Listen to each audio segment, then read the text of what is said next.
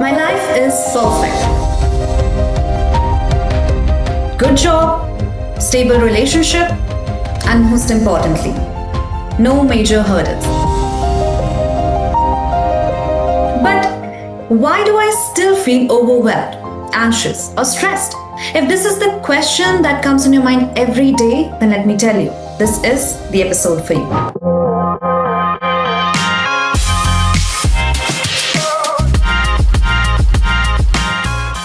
Hello everyone and welcome to Staffingly's Healthcare Show. I'm your host Sam. And stay tuned everybody, stay connected. Do not forget to like, share and subscribe to our channel. Because today we are going to talk about a very important topic. We are going to explore the hidden pattern of the mind. We are also going to talk about what really goes on in our mind. And to make this session a wonderful one, I have a guest who is going to join us, none other than Dr. Cara Erkut. She's a board-certified psychiatrist and psychoanalyst at the Center for Anxiety and Depression on Mercer Island, Washington. She also serves as TMS Program Director and faculty at UW. So I think without any further ado, welcome Dr. Cara to our another episode. We are really honored to have you here and thank you so much for joining us again. Hi, Sam. Thanks for having me. All right. Thank you so much, Dr. Cara, for being here. How are you doing and how are things going? Please let us know. I'm doing well. Thank you. All right. That's so good. So friends, today we have been joined by Dr. Cara Erkut. And I think without any further ado, let's start with my very first question. So I think, Dr. Cara, we have been hearing a lot about people and people have been saying that my life goes great and there is, I have a good job, I have a good relationship also, and there is not any major problem. But still deep within, they feel the overwhelmness, they feel the anxiousness, they are not very much happy. So why is it so? Why having every, external success, they still feel that missing happiness in themselves? What do you think about it? Well, usually when a patient comes to me with that experience, oftentimes I'm curious about it. I want to understand what is going on for the patient emotionally that is making them feel overwhelmed. Because a lot of times we can have all of the material things, all of our basic needs met, and yet there's still something missing emotionally.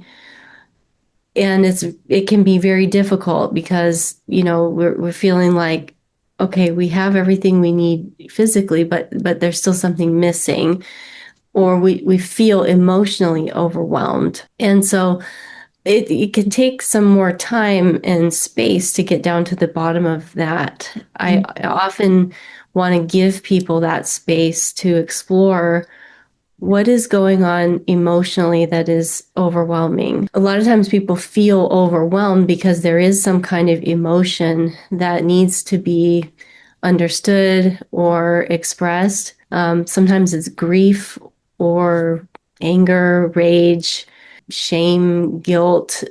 Something's going on that's kind of under the surface. And we need some time and space to kind of feel it and express it and talk about it. And then once we have that space, then we don't feel as overwhelmed anymore.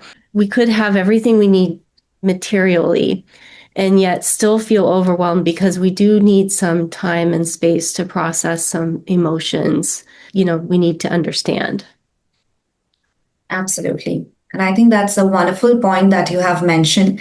But additionally, Dr. Cara, if you can also let us know, how to, take up some time for yourself in a very busy schedule because it's not possible. So if you can give some tips for that, then that would be really appreciated. That is so difficult when you are, let's say you're a working mother, for example. You're working a full-time schedule and then you get home and you need to attend to your children. Where is the time to process your own emotions about everything? I do think it is reasonable to have at least an hour or two a week to see a therapist or to be going to the gym, to meet with a personal trainer, or to be working out on your own. or to be meeting with some female friends to help you sort of sort out what is upsetting you or overwhelming you. Um, just being a working mother is overwhelming, I think. So there's that, and we really do need time and space to just talk about that. And I think it is reasonable to have our husbands, for example, helping us, and giving us that time to take so that we can process it. So I think we probably do need to ask for that time. Absolutely. Very well said. And I think, Dr. Cara, you have mentioned it very nicely because obviously talking about working mother, it's not an easy job at all. No. And I think they have 24/7, it's like maybe other people, they get holidays and Saturdays, Sundays, or maybe a day off. But I think mothers, they do not afford to have any single day for the holiday. But I think that's really good, and having good friends and working on yourself. I think that's how they can also feel less overwhelmed. So I think that's how it can be. Yeah, absolutely. Yeah, absolutely. All And I right. don't think it's selfish to have a little bit of time for ourselves to be with a, female friend Yeah. or be with to be with a personal trainer at the gym or to be with a therapist. I don't think it's selfish because we're taking that time Yeah. to process all of the feelings that we're holding for a lot of other people. That's just kind of part of being a mother. And I don't, I just don't think that that is selfish at all. Absolutely, absolutely. And that's very rightly put because I think until and unless you yourself is not happy, then it's not possible you can make others happy. So it's not Mhm. only for, any other person, but it is very much effective for a mother because I think mother's responsibility is dependent on the whole family member. Mhm. Oh, yeah, that's how it can be. All right, Dr. Kara. So I think moving ahead with my next question, I think this is a question which I relate a lot.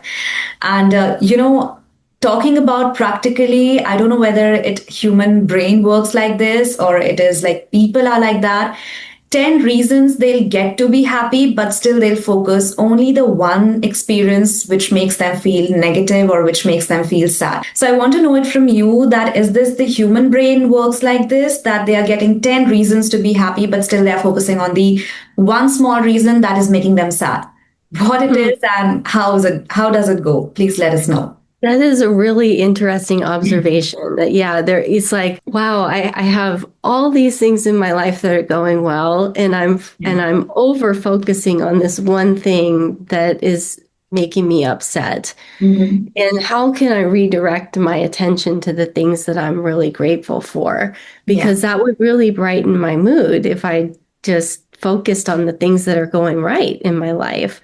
So it's Mhm. a really good observation. And I do, for myself, I notice that I do that, that I, and Everybody then does that. I will then draw my attention to the fact that I am over focusing on the thing in my life that is upsetting me. Yeah. And then I will draw my attention to the fact that that is bringing down my mood. Yeah. So that's one thing that we can do is we can become aware of that phenomenon, by becoming aware of it, Mhm. that actually takes away its power. If you're not aware of your tendency to over focus on the negative, then you fall victim to that. But if you can become aware of your tendency to do that, then you get more power over the pattern. So that's one thing. Mhm. Another thing though is that if you find yourself doing that a lot, like over focusing on the negative thing in your life and dismissing the positive, you might be clinically depressed. Okay, and you may need treatment for depression. And you may not be able to stop your brain from doing that. And there's there's no shame in that. There's no fault. There, like, you didn't do anything wrong. You're just, you may just be depressed, and we may need to help that person. And the way that we can help is with therapy and medications. Medications can help people tremendously with that kind of over focus on the negative, and some people will tell me, like, once they start taking medication, then all of a sudden they're just seeing things in a more positive light in a way that they just never could before. And it's really helpful to people. So, sometimes we don't have control over these things. It's just that kind of overly negative thinking just may be a symptom of depression. All right. I think that's a very important point to notice because, it is a very common thing. Every day people feel the same, and it's very hard to identify which person is depressed and which person is not. But I think, by having self-aware and, and so many different knowledge, if they are getting the right way, then at least it is very much important to identify whether you are in depression or not. So I think, you have said it very nicely, Dr. Cara, and thank you so much for, explaining things up in a very detailed way and letting us also know what it feels like and how does it go. So let me go ahead. I can give you an example. Like, think about it this way. Like, let's say you got a really poor night's sleep. Okay. Just had terrible night's sleep. And then the next day you're in this terrible mood and just everything is upsetting you and just seeing the negative in everything because you just had a terrible night's sleep. If you could imagine every day feeling like that, for weeks on end, that's what depression feels like.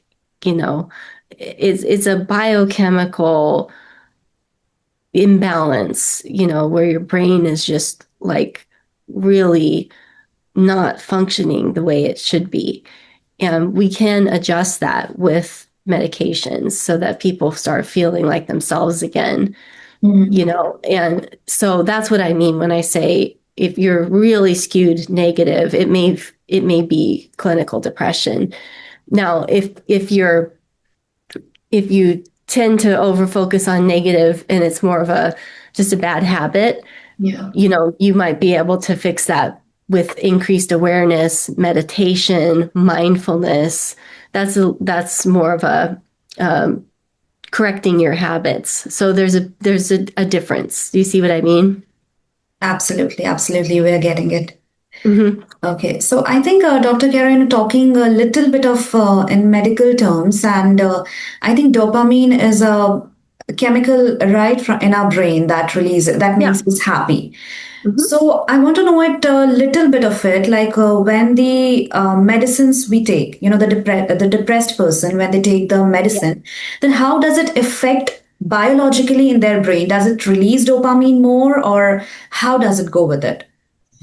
It depends on the medication. So dopamine is a neurotransmitter that is released in the reward center. When we're talking about medications for depression, those medications tend to work on the serotonin system.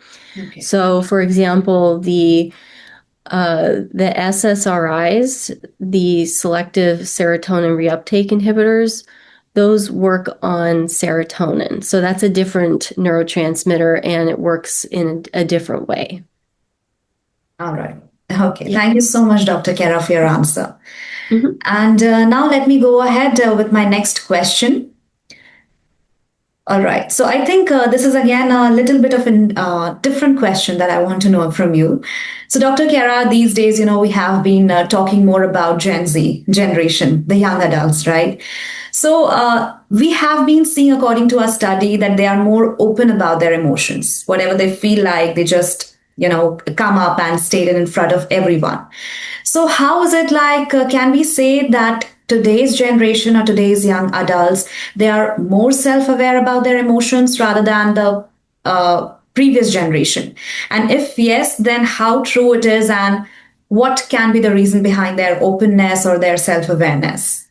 That's a good question. I Yeah. like that question. I'm not sure if I know the answer to that. Okay. I think probably Mhm. each generation gets better at their comfort with their emotions. Mhm. I mean, if I look back at like my grandparents, they were not that comfortable with their emotions or expressing their emotions. And my parents were a little bit better, and but they were not as good compared to my generation. Yeah.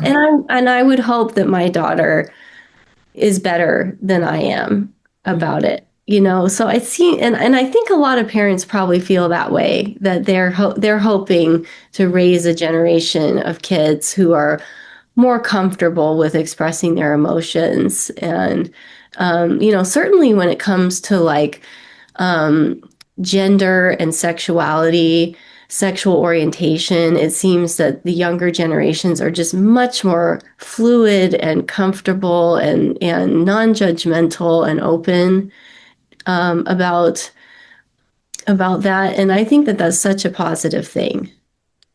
Absolutely. That's really a great thing. Yeah. Okay. So I think, Dr. Kara, in your practice, as you have experienced a lot of patients, which, approximately, if you can guess, like which age group is more depressed? Is it youngsters or the older group, or like which age group? All age groups. Yeah. I wouldn't say it's limited to one particular age group. Yeah. And I see the whole span. I see patients ages 13 all the way up to like my oldest patient is in her 90s. So all age groups. Yeah. That's really surprising because we Yeah. didn't expect the same from, kids because 13, 14 years is like they're still very young. Yes. Yes. But it's hard to be Mhm. in middle school. So, but what do you think? I mean, what do you think that the younger generation is better at expressing emotions compared to older generations? Yeah, I think absolutely that's correct. And nowadays, the this generation, they are more open up and they are more self-aware. Whatever it is right or wrong, that doesn't matter, but at least they are Hmm. self-aware and they have more an Hmm. acceptance thing. Whereas I think Hmm. older generation, they were very much ignorant about their mental health, their feelings, and their, whether they are feeling depressed, they don't talk about it. They feel that Yeah. that's okay, like ignore it. That's not important. But nowadays, people are more into their individuality, into their mental health. So I think that's really Yeah. progressive. That's like, being a better human. So Hmm. I Hmm. think, yeah, it's that way. Yeah. And Okay. but I think the younger generations are better about like work-life balance Hmm. compared to the older generations. Yeah, So that's an improvement too, I would say. absolutely. And that's really beautiful. Hmm. Okay. All right. So here's my another question, Dr. Kara, for you. And till now we have covered, three different categories, and now I want to go more into it. So talking about, school learnings, I think kids are very fresh minds and they'll grasp whatever they are going to see, whatever they are going to hear and learn. So do you think that in schools they should also look for some emotional skills training? And if yes, then what do you think? What skills should be there to teach them, which is still missing in the education system? Yeah, I do. Okay. I think that kids need to learn Mhm. emotion regulation skills in school. Mhm. And I also think that kids need to learn meditation skills in school, mindfulness skills. So, ADHD is a very common diagnosis. Mhm. And I think that kids need help learning how to focus their mind. I think kids need to learn how to concentrate. Yeah. and how to regulate their emotions when their emotions are running strong, how to calm themselves, how to regulate. And a lot of that is falling on the parents at home. Yeah. Uh, and are the parents don't have a lot of time with their kids because Mhm. parents are working, Yeah. you know, and parents may be struggling with those skills as well. Mhm. So plus parents are exhausted at the end of the day, and then their kid comes home and hands them a whole ball of emotions, Yeah. and then the parent is trying to help their child regulate. And I just think it would be good if it was part of a curriculum during the day to help the child emotionally regulate and meditate and concentrate throughout school time. So, school is pretty didactic. They're learning Yeah. subjects, they're learning math, they're learning English, they're learning history, they're learning reading. But what if they were also learning meditation and emotion regulation skills when they're alert during the day, Mhm. rather than that being part of their relationship with their parent exclusively. So I just think that that would be a really, really good thing for kids as part of their didactic curriculum. Absolutely. I think that's a much needed one Mm-hmm. because, as you mentioned, like it's very important. And from their young age only, they should understand not only, the maths, the science, or whatsoever, but also about how their brain functions, not just in scientifically or biological way, but also emotional way.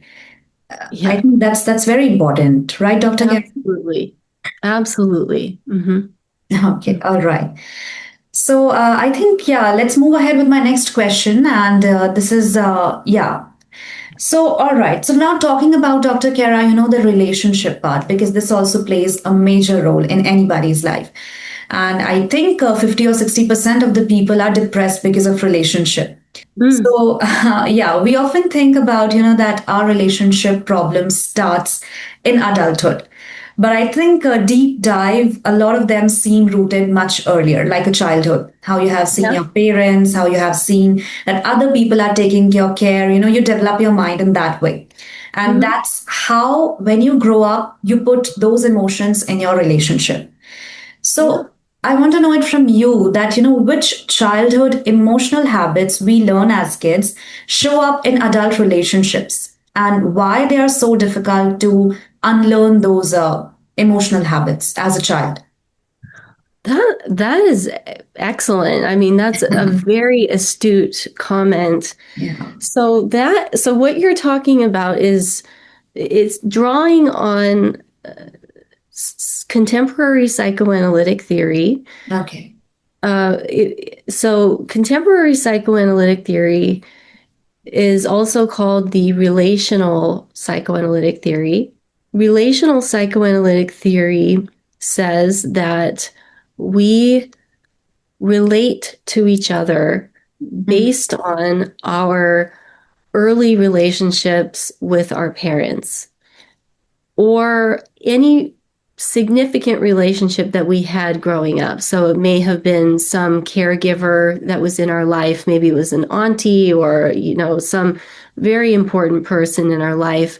Yeah. We became ourselves in the relationship with that important person.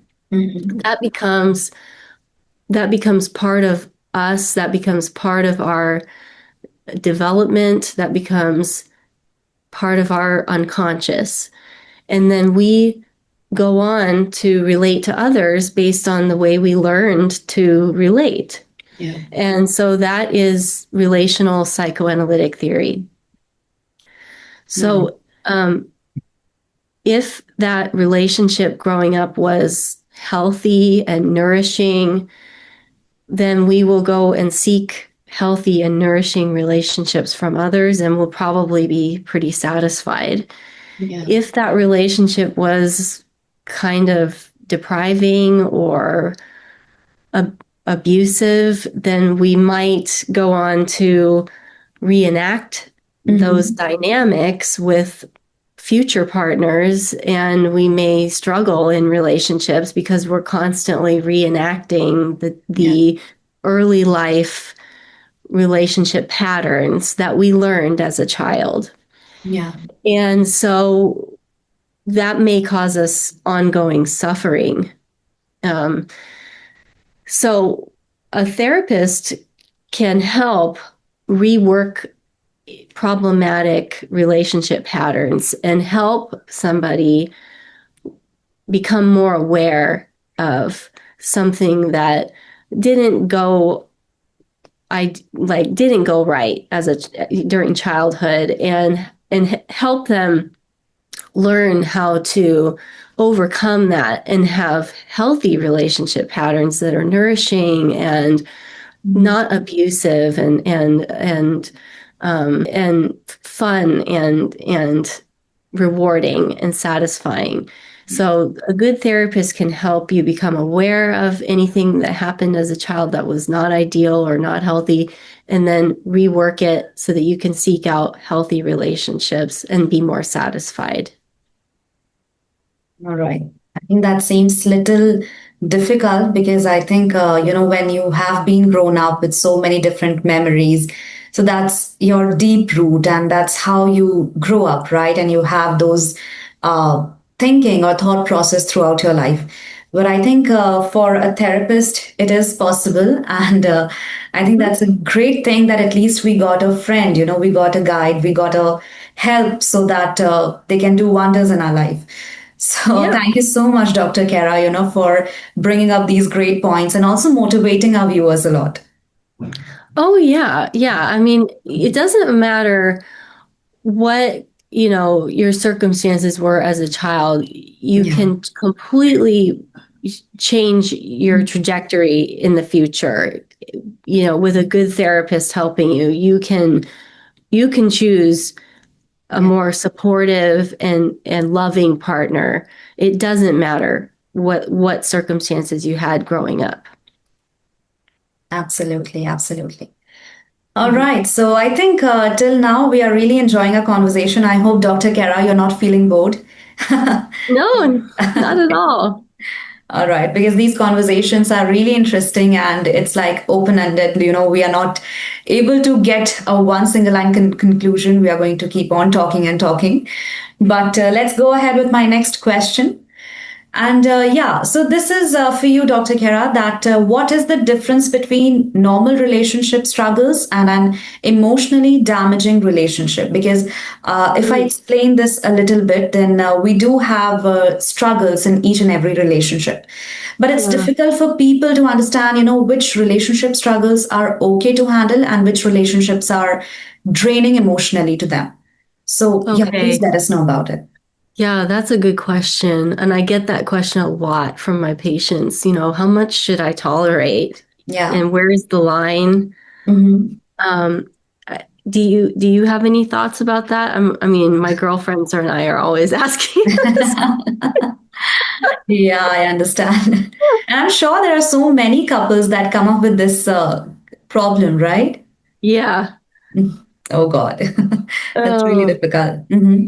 I mean, physical violence, obviously, that's a line Hmm. that I would say that's probably a line that a woman should never tolerate if their partner is abusing them physically, or anybody else in the household as well, or if there's any kind of physical intimidation of like children or of the woman, then that's where I would say just get out and get yourself to safety immediately. Hmm. Um, no matter how scary it is. I think if you feel like you can't be heard, like if you feel like you're just trying to get your point across and you're just constantly being dismissed, diminished, or like your words are constantly being twisted around and you just feel like confused every time you try and say something, it's like I would consider that what's called gaslighting, where it's like you cannot speak up. And if you do, you're told that you're a problem or you're a nuisance or you're annoying or that kind of thing. It's just like you need to be heard. You need to be able to express yourself in no matter how difficult it may be. So that would probably be another one. Open communication, I think, is pretty important. So those are a couple things that come to my mind, but I don't know if you have thoughts on that. I can see that you're feeling a little emotional about it because it is a very sensitive topic. And Yeah, absolutely, I understand, just by listening to one or two stories, we really feel so disturbing, and you come up with so many different cases, and that too unexpected and very shocking cases. So it might be it needs a lot of courage, to handle all those situations and so many things around. So yeah, it's really difficult for everyone to look for it. it is difficult, especially for women, I think. I know. And marriage is just so hard. Um, I just think marriage is just very challenging. Um, I think there's a lot that we do tolerate, you know. There's a lot of annoyances and,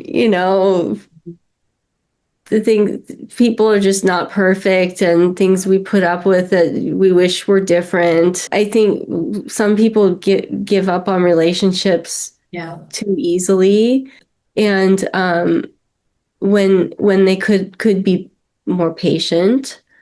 But then there are certain things that where you really shouldn't tolerate it, because it's just not safe. So. Absolutely, absolutely. That's very well put up. Thank you so much, Dr. Kara, for these pointers, and I hope women out there specifically, they are understanding the major problem that is happening in the society. It's not you, it's not what you are doing, but it's the outer side. So I think it's time to raise your voice and just take a stand for yourself. And there's nothing wrong whenever you start, whenever you feel like, whatever your age is, whatever your situation is. But when it is wrong, I'll just say it's wrong. And Yeah. yeah, just go ahead and look for a good therapist, or you can get in touch with Dr. Cara Erkut. And she's a great therapist, and she guides a lot. And as I said earlier, also, she doesn't just check patients as a checklist, but also treat them with understanding, love, and a lot of patience. Mm-hmm. So, yeah, I think that would be a good suggestion from my side, from our team side. And I hope our viewers will do for it. All right, Dr. Kara. So we have covered a lot in this session. And let me go ahead with another category that I have for you. And now let's talk about some diagnosis, medication, and also clinical decision making. So, there have been so many patients who come up and say that I just want a pill to make this stop. They just want like a magic wand to stop all the overthinking, all the overwhelmness, all the anxiousness, and they expect that from the therapist. So, how do you respond, and what suggestion would you like to give to those patients? I tend to be pretty aggressive with Okay. medications. I really do try to make the symptoms go away for people.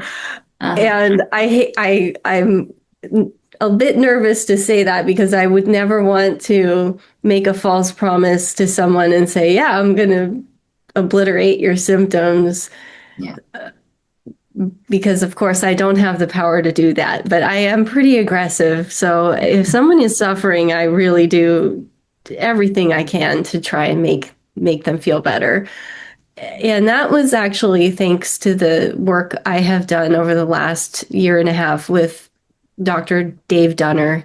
He owns the Center for Anxiety and Depression, and I got the opportunity to work with him and learn how he helps people. And he helps people who have tried many different medications and have not gotten relief. And he just has a knack for psychopharmacology, which is the art of psychiatric medication management. And so he has taught me a lot about how you don't stop trying different medications. If people are still suffering, you just keep trying and raise the dose, and you just don't stop. So if people really want their symptoms to go away, I tend to do what he has taught me to do, which is to just keep working on it.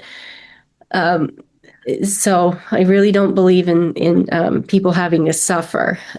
Now, if people are having anxiety, I also am kind of curious about it. As a psychoanalyst, I am kind of curious about it. What are you worried about? What's making you anxious? What's keeping you up at night? Because sometimes anxiety is a signal that's telling us that we need to look at something, and we need to understand it. So I'm also curious. And so there may be some value to not making it go away and trying to understand it. So it depends on the clinical scenario.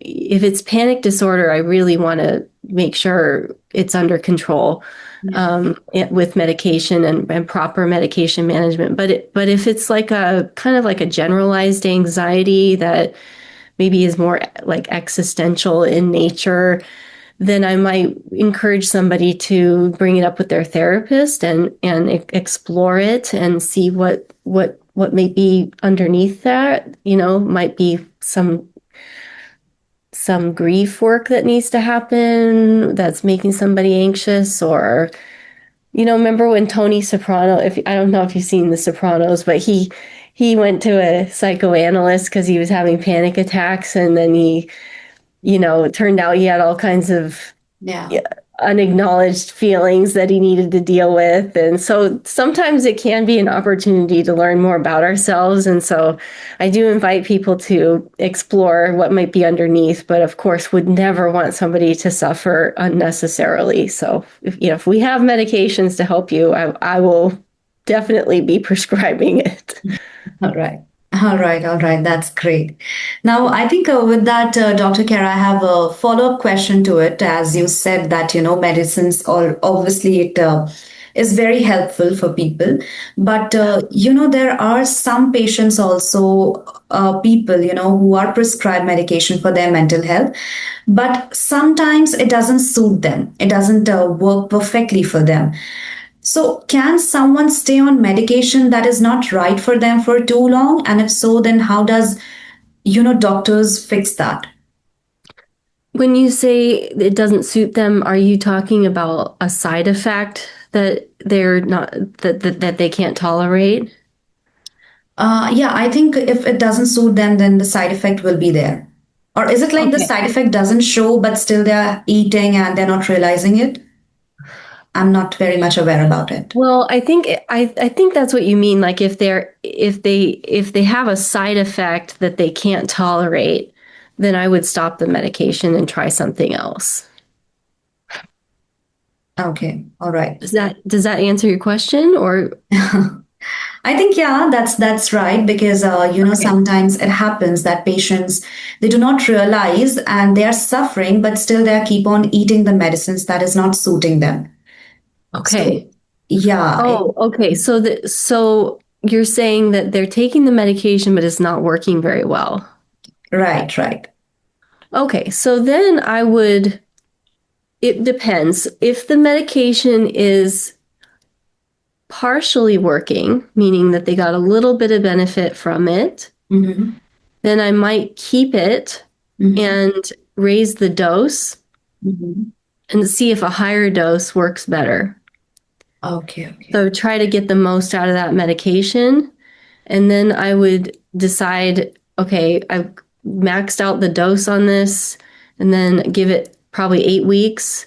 And then I would decide, did this medication pass or fail at the maximum dose tolerated? If it passed, we'll keep it. If it failed, we'll stop it. I try not to prescribe a little bit of this and a little bit of that.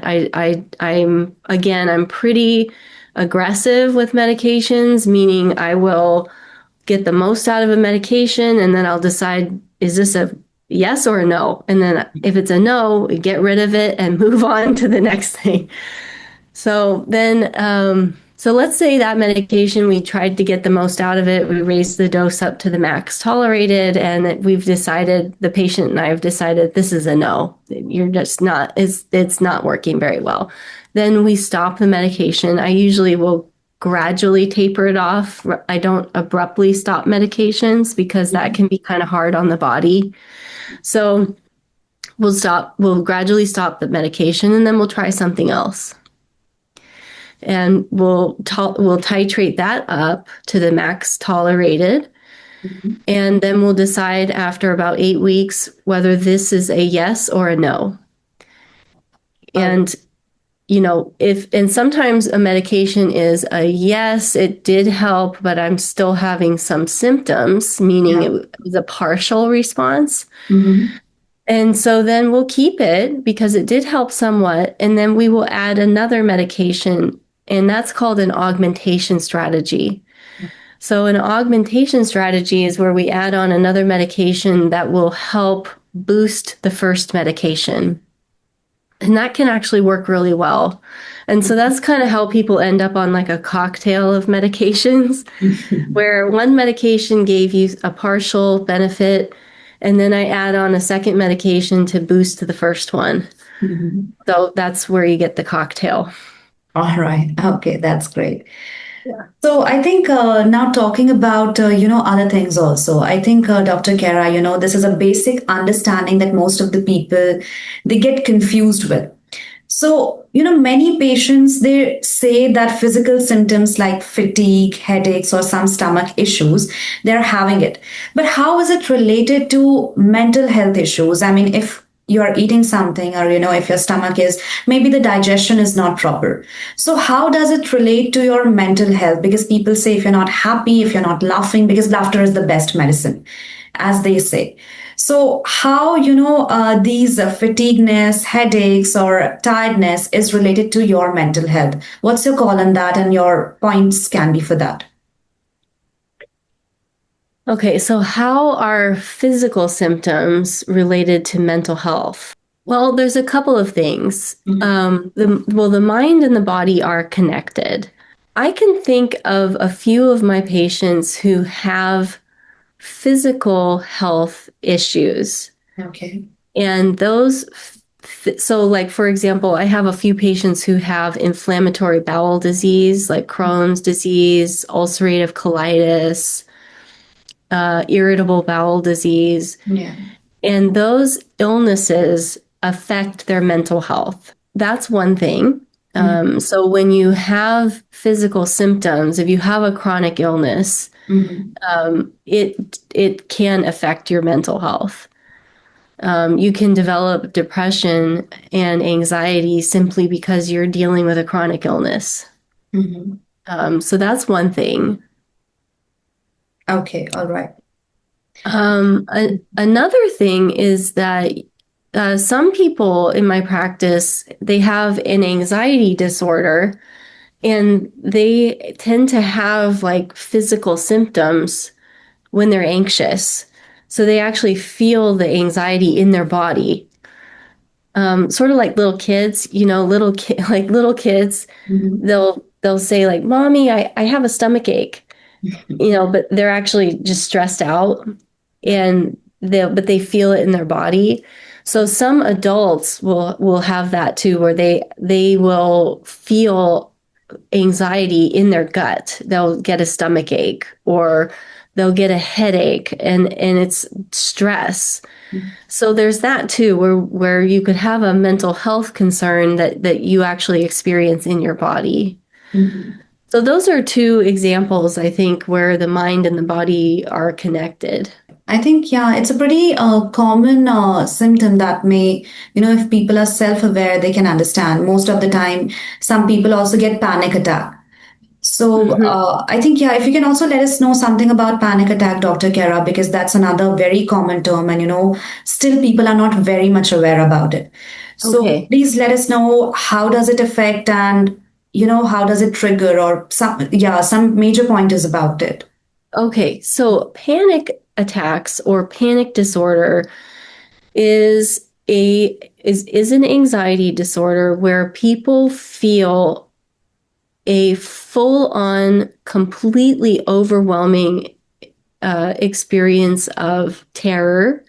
Mhm. They feel so anxious that they feel that they may be dying. They feel that they need to go to the emergency room. They may experience heart palpitations, shortness of breath, sweating, trembling, tunnel vision. Um, they feel abdominal pain. It almost feels as if they may be having like a heart attack. So it's a very physical experience, and they feel like a sense of doom and dread. Mhm. It's an acute experience, so different than generalized anxiety, where people who have generalized anxiety disorder feel anxious all the time. Mhm. Panic attacks come on in these waves or these episodes, and then they go away. And then people may experience kind of a low level anxiety throughout the day, followed by a burst of overwhelming anxiety. When people have panic disorder, we actually ask patients to monitor their symptoms in a daily diary or calendar, and score their anxiety on a scale of 1 to 10. So we know every day how extreme was their anxiety, and how often did they get a full-on panic attack. So we can kind of monitor um, how often was it a full-on panic attack, and then how often was it more of a low level or moderate level anxiety. Okay. And how to get rid of that panic attack? What can be the solutions for it? The treatment for panic disorder is cognitive behavioral therapy and medications. All right. Okay. Mhm. Okay. So I think, friends, we have covered a lot in this topic, and let me cover two more questions, and after that, Dr. Kara, we can, wrap up the session.